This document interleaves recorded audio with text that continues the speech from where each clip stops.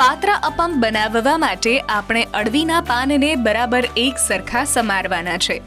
જે કહી શકીએ કે નૂડલ્સ શેપમાં આપણે એને સમારીએ છીએ અને એ લગભગ 100 થી 150 ગ્રામ જેટલા લઈએ છીએ. ઉપરથી ઉમેરીએ છીએ અડધા કપ જેટલું ખાટું દહીં અને દહીં ઉમેર્યા પછી આપણે ઉમેરીએ છીએ મીઠી ચટણી. ત્યાર પછી આપણે ઉમેરીએ છીએ મરચાં અને આદુની પેસ્ટ. જો જરૂર લાગે તો તમે અહીંયા લસણનો પણ ઉપયોગ કરી શકો છો અને આ જ પેસ્ટમાં મિક્સ પણ કરી શકો છો.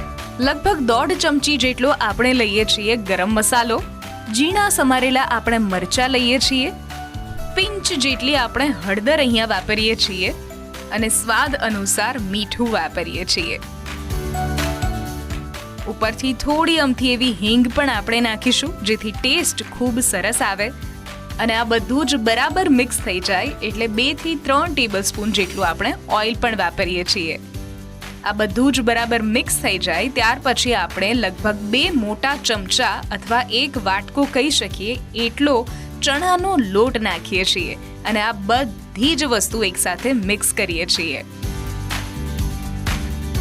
જેમ જરૂર પડે એમ આપણે પાણી ઉમેરતા જઈશું અને અપમના પેનને આપણે થોડો ગરમ કરી એને ઓઇલથી ગ્રીસ કરી અને એમાં વાપરીએ છીએ રાઈના દાણા અને સાથે તલ.